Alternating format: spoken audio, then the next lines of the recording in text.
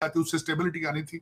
लेकिन इस वक्त पाकिस्तान की स्टेबिलिटी के लिए हाफिज साहब का, काजी साहब का होना बहुत जरूरी है, वरना पाकिस्तान के हालात सब खराब है। मैं आपको बता रहा हूँ पाकिस्तान के हालात सब खराब, और पता नहीं ये भी सही तरीके से परफॉर्म नहीं कर पा रहे हैं। इंटरनल पता नहीं क्या क्या उनके पास इश्यूज हैं, क्या क्या प्रेशर है। लेकिन अगर ये दो लोग हाफिज साहब और काजी साहब is not able to deliver, then you won't be able to survive. America गए और हमारे भी प्राइम मिनिस्टर अमेरिका गए हैं। क्या लगता है आपको कि कोई मीटिंग हो पाएगी, कोई बातचीत होगी, या दोनों प्राइम मिनिस्टर एक दूसरे से कोई बात नहीं करेंगे? और सबसे बड़ी बात ये कि पीएम मोदी के इस विजिट को आप कैसे लेते हैं? पाकिस्तान में कुछ IPPs के घिनौने किरदार और मुल्की मईशत की तबाही से मुतालिक हकाइक मंजर आम पर आ गए। अक़वाम मुत्तहिदा ने लेबनान इसराइल जंग फौरी रोकने की जरूरत पर जोर दिया है। लेबनान इसराइल कशीदगी के पेश नजर अमरीका ने अपने शहरियों को लेबनान फौरी छोड़ने की हिदायत कर दी।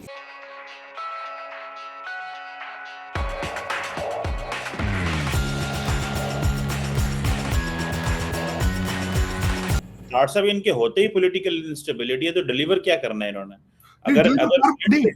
डिलीवर हो नहीं पा रहा ना, हो नहीं कर पा रहा। चीमा साहब देखे ना, काजी साहब की पोजीशन तो कल ठीक हुई है, उससे पहले तो साथ उनके जो दो दूसरे जज लगे हुए थे वो तो चट्टे सामने थे। जो दूसरे 3 लोगों का जो पैनल था, इससे पहले बंदयाल साहब क्या करते, मेरे लौंडा पाड़ा चीख रहे हैं स्टेप, कहने जी बड़ा जुल्म हुआ है। तो बंदयाल साहब क्या करते थे, सीनियर 3 जज थे काजी फायज ईसा, और वो उनको सामने उनको कोई केस नहीं भेजा जाता था। Good to see you, good to see you, आओ मर्सिडीज के ले आओ, हाय मार्शल भी नहीं लाते बदबख्त। पहले ये होता रहा। काजी फायज ईसा तो मैं समझता हूँ कल पहले दिन आए हैं सुप्रीम कोर्ट के अंदर, कल पहले दिन, yesterday was his first day।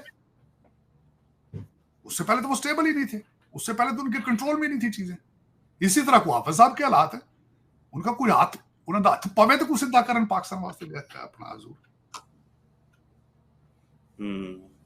तार साहब देखिए, ये अब सिचुएशन तो है। इंपॉर्टेंट चीज ये है कि शहबाज शरीफ की लिस्ट में कौन लोग हैं जिनसे वो मुलाकात कर रहे हैं, और उससे पता चलेगा कि पाकिस्तान की ग्लोबल रेलेवेंस क्या है। तार साहब ये मानते हैं ना कि वो जो लिस्ट मुलाकातों की होगी उससे हमारी रेलेवेंस का अंदाजा होता है कि कौन न्यूयॉर्क के अंदर पाकिस्तान के वजीर आजम को मिलना चाहता है। तार साहब जरा इस पे कमेंट कीजिएगा कि मोदी साहब तो यूएन पे खिताब नहीं करना चाहते, क्या वजह, क्या वो यूएन को अहमियत नहीं दे रहे और पाकिस्तानी वजीर आजम सिर्फ यूएन के लिए आ रहा है?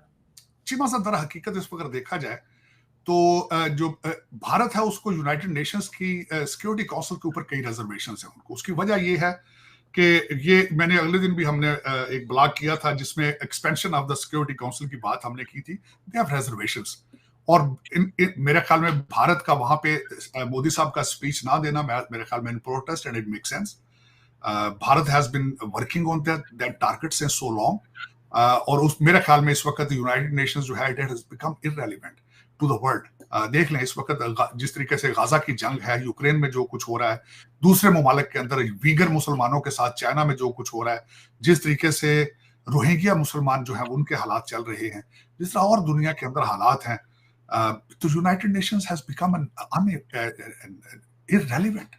उसके कोई सिचुएशन, कोई कदर रह ही नहीं चुकी है। तो उसमें मोदी साहब ने स्पीच दे के करना भी क्या है उसमें? वो तो मेरे ख्याल में जो मेरा जो अंदाजा है, लग रहा है जिस तरीके से उनका जो स्केड्यूल है, वो अपने डायस्पोरा को मिलने आए हैं, क्वाड से मिलने आए हैं, और उसके बाद वो जो अपने CEO बिजनेस राउंड टेबल उसके लिए आए हैं। मेरे जिस तरीके से वो कर रहे हैं, United Nation is not relevant for them, और मेरे ख्याल में they are doing in protest, ताकि सिग्नल जाए यूनाइटेड नेशंस को कि one of the rising power, economic power is not interested in your platform. मेरे ख्याल में this is a very valid thing. बिल्कुल ठीक है। देखते हैं तार साहब, इसको फॉलो करेंगे प्राइम मिनिस्टर शहबाज शरीफ के दौरे को, और देखते हैं कि नरेंद्र मोदी जो है वो डियास्पोरा से क्या खिताब करते हैं। आई विश के पाकिस्तानी वजीर आजम भी कोई डियास्पोरा से खिताब करते, को बात करते, को पता चलता वो क्या बोलेंगे, क्योंकि नरेंद्र मोदी जब भी दुनिया में कहीं जाते हैं तो वो अपने लोगों से जरूर खिताब करते हैं, लोग उन्हें वेलकम करने बाहर निकलते हैं। ये शायद हमारे वजीर आजम के बारे में कहा जाता है वो थोड़ा डरते हैं कि कहीं डियास्पोरा को पह ना जाए, अगू ये रहे। चीमा साहब, आई विश के शेयर कर पाता आपसे, क्योंकि मैं आई एम वाचिंग इट, और मैं बिलखसूस देख रहा था कि जिस तरीके से भारतीय डायस्पोरा कितना ऑर्गेनाइज्ड है। बसों के इंतजाम किए गए, $40-40 टिकट था, वॉशिंगटन डीसी से जाना फिलाडेल्फिया, न्यूयॉर्क, और न्यूयॉर्क से वापस आना, सब्सिडाइज बसों के टिकट थे, इंफॉर्मेशन टेक्नोलॉजी जिस तरीके से ईमेल ने और सारा वो कर रहे थे, वर्सेस मेरे कई दोस्त हैं जो इस वक्त शहबाज शरीफ साहब को मिलेंगे भी और ऑर्गेनाइज किया जा रहा है।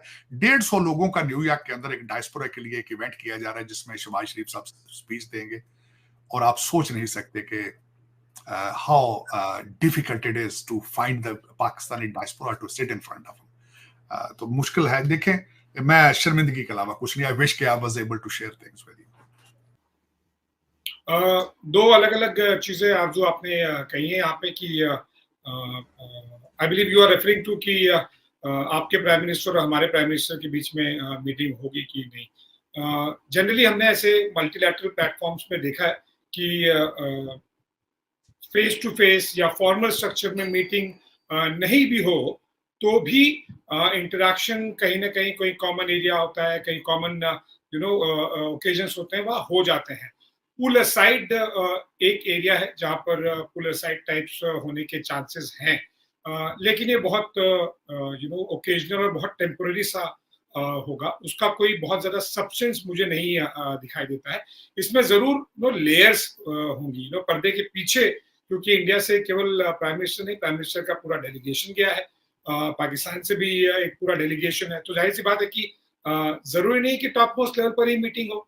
छोटी मोटी बातें या मेन बातें अगर आप टीयर 2, टीयर 3 जो सेकंड थर्ड लेयर होती है उसमें भी अगर कोई मिल जाए जिसपे हमारी नजरें नहीं होती है, जो ऑफिशियल नहीं बनता है, कौन किसके साथ जाके बैठ के लंच कर लिया, कौन किसके साथ डिनर में बातचीत कर ली और मैसेज कन्वे हो गया, मैसेज रिसीव हो गया, ये वाली चीजें जरूर हो सकती हैं जो जनरली मीडिया के लेंस से बहुत दूर होगा और वो प्रैक्टिकली बहुत डिफिकल्ट भी होता है कि इस तरह की चीजों को आप ट्रैक कर पाएं या फिर कंफर्म कर पाएं और क्या बातचीत हुई ये तो बहुत ही दूर की बात है।